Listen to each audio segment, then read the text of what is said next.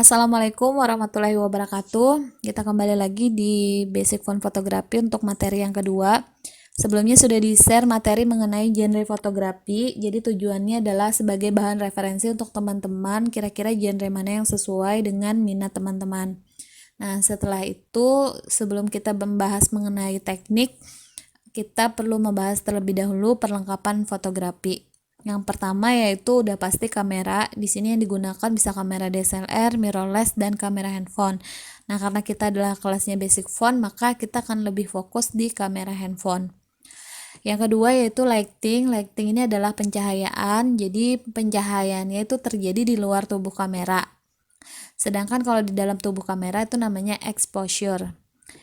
Nah, sumber cahaya ini ada 3 macam, yaitu ada available light, ada artificial light, dan mixed light. Available light itu adalah cahaya yang sudah tersedia. Contohnya berasal dari cahaya matahari, cahaya rembulan, lampu kota, lampu panggung, dan lain-lain. Jadi ciri khasnya adalah dia tidak bisa diatur besar kecil dan arah cahayanya. Yang kedua yaitu artificial light. Nah, ini adalah cahaya yang memang sengaja dibuat dan kita dapat mengatur besar kecil dan arah cahayanya sesuai dengan kebutuhan. Contoh seperti ini, lampu studio, softbox, flash center. Nah, seperti ini contohnya yaitu lampu payung, lampu LED, flash eksternal, softbox, dan lampu. Jadi untuk softbox dan lampu ini sendiri ada beberapa macam ya. Untuk soketnya ada yang 2, ada yang 1, tergantung dengan kebutuhan. Dan disarankan menggunakan lampu LED. Contoh kayak misalnya kita mencari lampu Philips, cari yang Philips yang LED supaya cahayanya lebih menyebar. Nah, kemudian yang ketiga yaitu mixed light. Mixed light ini adalah gabungan dari 2 jenis cahaya, ada yang artificial dan ada yang available. Contoh ini cahaya matahari, di sini cahaya artifisial. Jadi gabungan dari keduanya. Yang selanjutnya perlengkapan fotografi yang lain yaitu namanya diffuser. Diffuser ini memiliki fungsi sebagai berikut. Yang pertama yaitu menekan kekuatan cahaya yang terlalu kuat. Nah, jadi diffuser itu ditaruh di sini. Misalkan ini sumber cahaya, kita taruh di depan sumber cahaya untuk untuk menekan kekuatan yang timbul dari sumber cahaya. Jadi supaya cahaya yang masuk ke dalam objek itu tidak terlalu kuat. Kemudian fungsinya yang kedua adalah membuat cahaya yang dikeluarkan lebih menyebar. Jadi dengan menggunakan diffuser ini, cahaya yang sampai di objek itu akan lebih menyebar ke segala arah. Jadi bukan hanya terfokus pada 1 atau 2 titik aja. Yang ketiga itu melembutkan cahaya flash. Jadi udah pasti karena dia fungsinya untuk menekan kekuatan cahaya, jadi cahaya yang timbul akan lebih lembut. Yang keempat yaitu mencegah timbulnya bayangan yang terlalu kuat. Jadi misalkan kita contoh ya, kalau kita kan berada di luar ruangan yang panas terik, otomatis bayangan yang timbul itu akan lebih hitam dibandingkan dengan kita berada di luar ruangan yang mendung. Nah, seperti itu analoginya. Kemudian yang kelima yaitu mencegah subjek dan objek menjadi overexposed. Udah pasti kalau misalnya tanpa diffuser tuh biasanya ada beberapa bagian yang memang berlebih cahayanya ya. Kemudian yang selanjutnya itu membuat hasilnya menjadi lebih natural. Nah, ini salah satu fungsi dari diffuser. Jadi hasil foto yang kita dapatkan lebih natural, cahayanya lebih menyebar dan lebih terlihat alami. Nah, untuk diffuser sendiri, kalau yang ini kan ini diffuser yang biasanya sih sudah jadi satu dengan reflektor seperti ini. Kalau misalnya kita nggak punya diffuser itu, kita bisa menggunakan filtrase jendela seperti ini kan, yang putih dan transparan itu bisa kita pakai sebagai diffuser. Kalau tidak ada juga, kita bisa menggunakan kertas minyak, kita tempelkan di depan sumber cahaya. Atau kalau tidak punya, kita bisa menggunakan jilbab atau kain putih yang transparan gitu. Jadi apapun yang dia bisa menyebarkan cahaya itu bisa kita gunakan sebagai diffuser. Selanjutnya yaitu reflektor. Jadi reflektor sesuai dengan namanya udah pasti untuk merefleksikan. Dalam hal ini adalah cahaya. Misalkan ada di seperti gambar ini ya. Ini kan ada sumber cahaya sebelah sini. Kalau sumber cahaya sebelah sini, objek ini yang terkena cahaya adalah bagian yang memang langsung disinari oleh sumber cahaya. Sementara di bagian sebelahnya itu akan lebih gelap karena dia tidak mendapatkan sinar secara langsung. Nah, untuk membuat objek ini bisa lebih terang merata, kita harus menggunakan sesuatu yang dapat merefleksikan cahaya, yaitu kita gunakan reflektor yang letaknya berlawanan dengan arah sumber cahaya seperti ini. Nah, contoh kalau kita gunakan untuk moto objek tertentu seperti ini, di sini sumber cahaya kita letakkan reflektornya berlawanan dengan arah cahaya. Untuk reflektor sendiri posisinya sebenarnya fleksibel, artinya sesuai dengan daerah mana yang mau kita terangin atau kita isi cahayanya.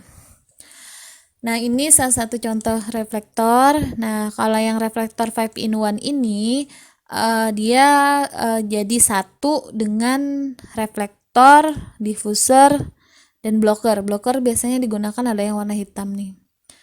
Kemudian bisa juga menggunakan styrofoam, bisa juga menggunakan alas kue seperti ini, atau kalau tidak ada bisa beli kertas aluminium foil, kemudian ditempel di karton atau bekas dus-dus mie goreng dan lain sebagainya, itu bisa digunakan sebagai reflektor juga. Atau jika tidak ada, kita bisa menggunakan cerminnya cermin yang ada di rumah. Kalau misalnya terlalu besar, usahakan yang agak kecil aja karena tergantung dari berapa daerah atau luasan daerah yang mau kita isi cahayanya. Sebenarnya kalau yang cermin seperti ini lebih aman dan lebih enak karena dia ada ada sandarannya. Saya lebih sering menggunakan styrofoam. Kenapa? Karena secara pantulan dia lebih lembut dibandingkan yang lain. Tapi sekali lagi tergantung nanti kita mau konsepnya seperti apa. Selanjutnya itu alas dan background. Jadi alas dan background ini ada yang papan, ada yang triplek, ada yang alasnya kain, ada juga yang kalau gini kayak vinil gitu bahannya yang dia tidak mudah kotor. Jika terkena air ataupun kotoran bisa lebih mudah dibersihkan. Sebenarnya untuk yang mempunyai produk tertentu, untuk invest 1 atau 2 alas foto sih nggak masalah ya, supaya nanti kalau kita mau foto produk kita nggak susah nyari alas atau background. Tapi kalau kita nggak punya, kita juga bisa pakai dengan alat-alat atau bahan-bahan bekas yang ada di rumah, misalnya papan-papan tidak terpakai. Malah sebenarnya lebih bagus karena dia lebih mengeluarkan tekstur seperti ini kan nih, kayak bekas gitu, lebih bertekstur. Atau bisa juga dengan menggunakan triplex yang kita cat dengan warna-warna yang disesuaikan dengan kebutuhan. Biasanya sih yang kepake tuh warna hitam, putih, atau kalau mau digradasi bisa di tap-tap pakai spons untuk cuci piring itu. Jadi untuk beberapa warna bisa di tap-tap supaya ada warna gradasinya. Yang keenam yaitu tripod. Jadi tripod ini adalah salah satu alat atau perlengkapan fotografi yang juga sangat penting karena ini berkaitan dengan ketajaman foto ya. Jadi kalau kita menggunakan tangan sendiri itu rentan sekali tremor. Jadi tremor itu kayak bergerak gitu. Walaupun kita udah tegap badannya, tapi kalau kita pegang handphone kan otomatis masih ada pergerakan-pergerakan. Nah, salah satu fungsi dari tripod adalah untuk menstabilkan goncangan kamera supaya bisa menghasilkan foto yang lebih tajam. Salah satu hal yang penting juga ya untuk dimiliki sebenarnya untuk tripod ini. Kemudian yang selanjutnya itu blocker. Blocker di sini digunakan untuk memblok cahaya yang tidak diinginkan. Kenapa cahaya tersebut tidak diinginkan? Karena ini kembali lagi ke konsep. Kalau misalnya kita ingin suatu foto yang berdimensi, kita bisa menggunakan blocker sebagai jalan keluar. Contoh kayak gini. Kalau misalnya di sini kita hilangkan blockernya, otomatis kan semua area sini terkena cahaya. Jadi cahayanya ya mungkin yang ada dimensinya cuma sebelah sini aja. Tapi kalau kita ingin misalnya di sini ada kesan gelap, terang, gelap gitu, otomatis kita menggunakan blocker. Contoh juga seperti ini. Kalau kita buka blockernya, di belakangnya kan akan terang semua. Nah, kalau ingin memang kita mau ada permainan cahaya, kita bisa menggunakan blocker. Kita tutupi berapa bagian yang memang kita ingin hilangkan atau ingin diblok. Kemudian yang selanjutnya itu properti. Jadi properti sini adalah alat peraga atau yang digunakan sebagai alat bantu untuk menampilkan objek. Ya, meskipun sebenarnya tanpa props juga bisa, tapi kadang kan kalau misalnya tanpa properti ada kesannya plain atau sepi.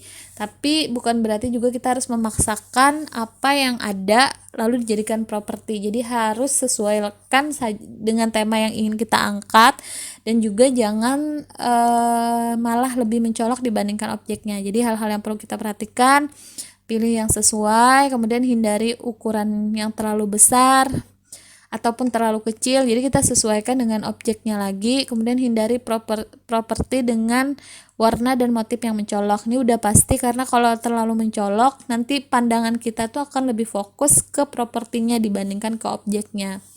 Yang keempat yaitu memanfaatkan tampilan background dan alas foto. Nah, ini juga salah satu untuk mengangkat objek, kita manfaatkan tampilan background dan alas foto berdasarkan tekstur dan warna dari alas foto. Oke, itu tadi materi tentang perlengkapan fotografi. Kita diskusi di grup ya. Terima kasih.